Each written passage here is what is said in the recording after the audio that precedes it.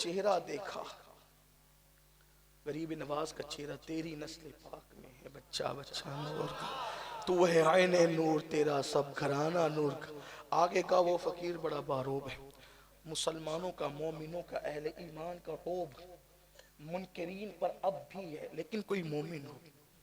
बेशुमार वाकयात अब जहन में आते हैं पेश करने के लिए, जहां कुफ्र ने हमेशा घुटने टेके, लेकिन कोई मोमिनाना शान से बात करे।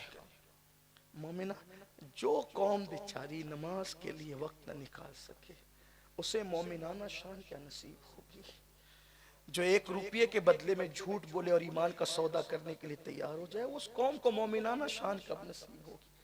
मोमिनों की शान तो यह है कि बेटे की गर्दन पे छुरी रखते हैं यार के लिए।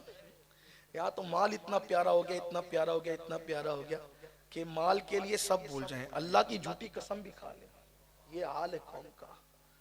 अल्लाह की कसम मेरी खरीदी इतनी महंगी, तुझे मजबूर किसने किया था कि तू अल्लाह की कसम खाता? अल्लाह की कसम के बदले झूठ बोल के सौदा बेच रहे हो। यही होगा जो दुनिया भर में हो रहा है, बल्कि अगर सुधरोगे नहीं ना, इससे ज्यादा होगा। ये तो छोटी मोटी बातें हैं, अगर नहीं सुधरोगे न सुधरोगे। मैं थोड़ी तरमीम करता हूँ अपने ज़ौक़ के मुताबिक इकबाल के शेर में, न सुधरोगे तो मिट जाओगे ऐ हिंदी मुसलमानों, तुम्हारी दास्तां तक भी न होगी दास्तानों में। तौबा करो, पलटो। चेहरा देखा तो रोब तारी हो गया का इस फकीर को ऐसे कत्ल करना आसान नहीं है, इसकी दावत करो, दावत करो इसकी, और इसको जहर खिलाओ। चमचों ने कहा था कि जहर खिलाओ। अच्छा ठीक है, इंशाल्लाह मैं गुजरात फिर आऊंगा, आता जाता रहता हूँ, आगे की गुफ्तगू इंशाल्लाह इसके बाद करूंगा, बात इस पे मुकम्मल करता हूँ। वक्त हो गया है, कल भी इंशाल्लाह प्रोग्राम में जाना है, काफी टाइम हो गया है। तो दावत करो। पृथ्वीराज के दामाद ने, जो समाना का बादशाह था, गरीब नवाज की दावत की। पता चला कि अगर हम हुजूर के सच्चे गुलाम बन जाएं तो कातिल भी दावत करने पे मजबूर हो जाता है। हुजूर की गुलामी की शान, कोई गुलाम बने दावत करने पे। अच्छा दावत दी तो सरकार गरीब नवाज ने कहा, देखो हमारे नबी की सुन्नत है। क्या ख्याल था सुन्नतों का कि हम दावत कबूल कर लेते हैं। दावत कबूल की, लेकिन तेरे महल में आकर नहीं खाएंगे। हम फकीरों को क्या काम किसी के महल से, हम महल में नहीं आएंगे, तुम्हें खाना यही लाके देना होगा, लेकिन दावत कबूल है। कहा ठीक है। उसको लगा कि ये तो बहुत अच्छी बात है। उसने क्या किया, खतरनाक जहर हलाहल उस खाने में मिलाया और हिंदुस्तान के जितने लजीज पकवान हो सकते थे सब पकवाया।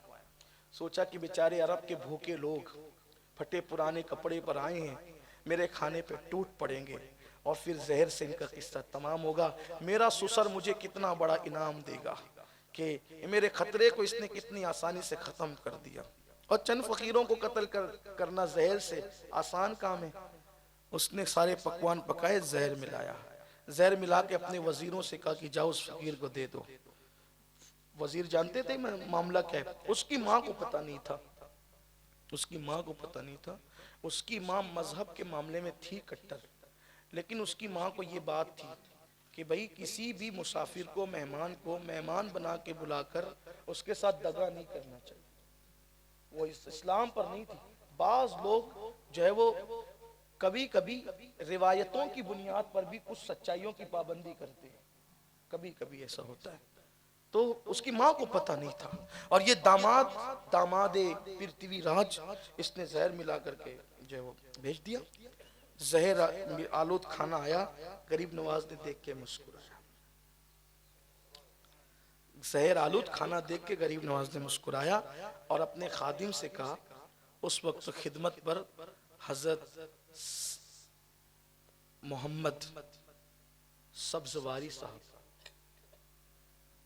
एक गरीब नवाज के खुलफा में से यादगार मोहम्मद सब्जवारी साहब थे, वो भी आ चुके थे खिदमत में। और सैयदी सरकार सैयद फखरुद्दीन गुरदेजी ये भी साथ में थे, तो और भी फुकरा थे।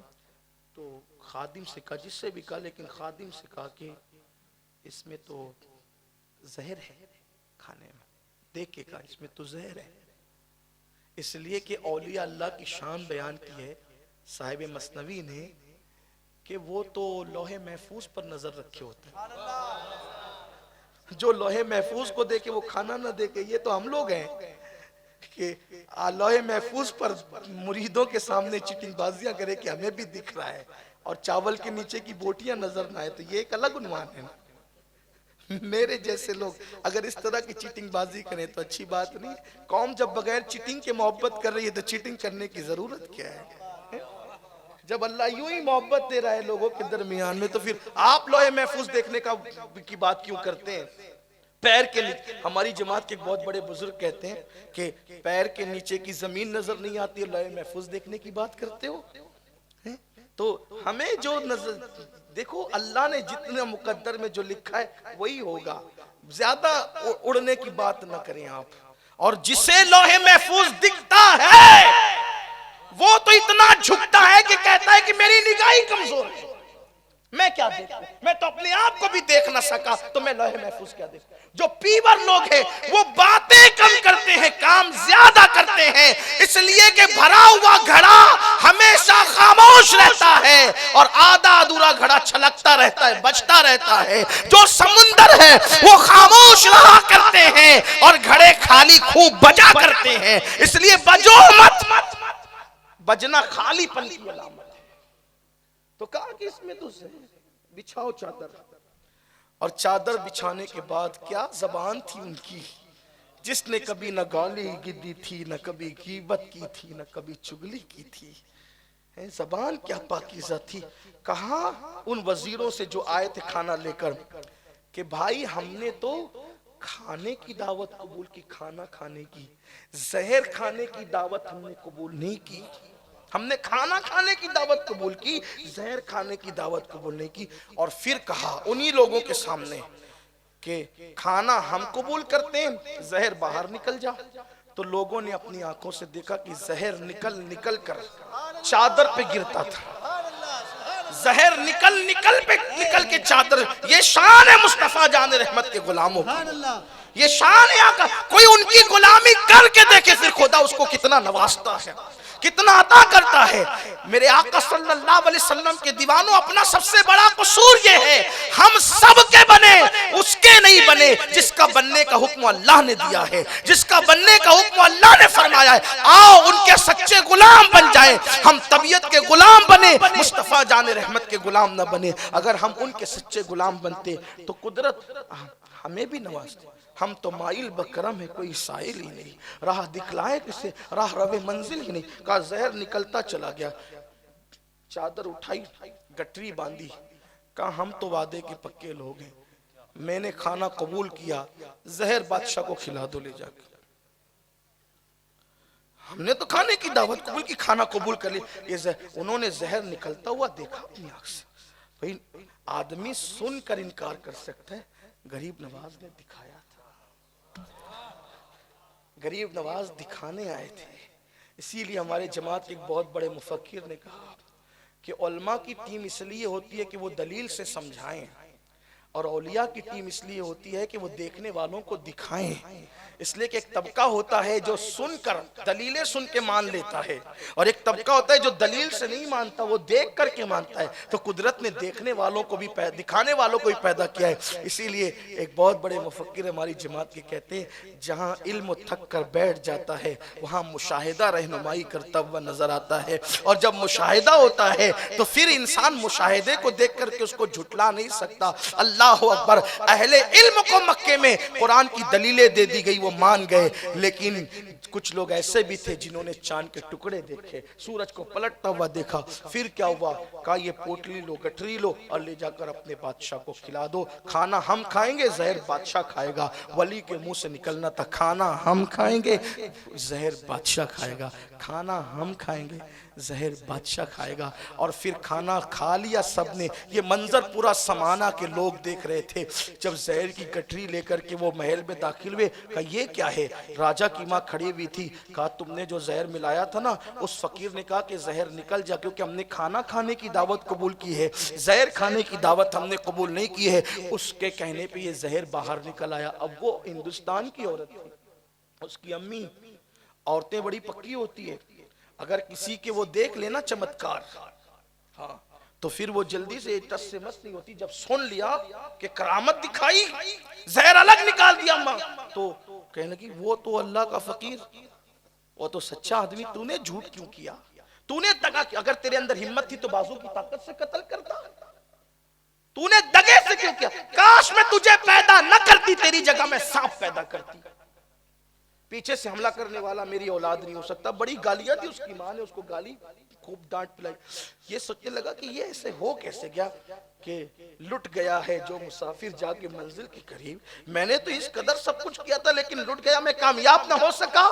तो वो खूब पागल जैसा हुआ और दीवार से सर टकराने लगा कि मैं मां के ताने सुनने से पहले मर क्यों नहीं गया। और उसके दिमाग पर ऐसी गंदगी तारी हुई और ऐसी जो है वो खौफ तारी हुई कि वो टेंशन की ताब न ला के दीवार से सर टकराता रहा। और फिर वो गठरी खोली और वही जहर उसने अपने मुंह में डाल लिया। दुनिया ने गरीब नवाज के जुमले को सच्चा होते हुए देखा कि खाना हम खाएंगे, जहर बादशाह खाएगा।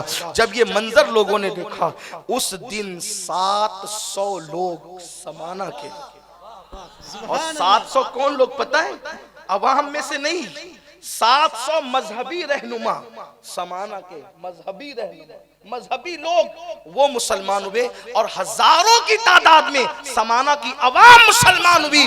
सरकार गरीब नवाज ने एक ऐसा शख्स जो उनका मजहबी रहनुमा था उस पे नजर डाली, उसी वक्त विलायत अता की, खिलाफत अता की और समाना का इलाका उनको सौंप करके कहा ये मेरी मंजिल नहीं है, मेरी मंजिल कहीं और है, और आप रवाना हो गए। ये शान के साथ गरीब नवाज आए। आज भी हो सकता है, अगर आज भी हो जाए जो इब्राहिम सा ईमा पैदा, आग कर सकती है अंदाज़े गुलिस्तां पैदा। सुनियो, गरीब नवाज के नक्शे कदम पर अगर आ जाओ तो आज भी हिंदुस्तान हमारा है, हमारा था, हमारा है, हमारा रहेगा। ये मुल्क में फजल हक ने कुर्बानी दी, इंडमान की, सजा काटी, सब कुछ किया। आओ हम अपने मुल्क के लिए दुआ भी करें, कोशिश भी करें, और हम अल्लाह रसूल के फरामीन की तरफ आएँ, पलटे अल्लाह रसूल की तरफ, तौबा करें, रुजू करें, इस्तिग़फ़ार करें, कुरान की तिलावत करें, घरों का माहौल बदलें। अल्लाह मुझे आप सबको तौफीक अता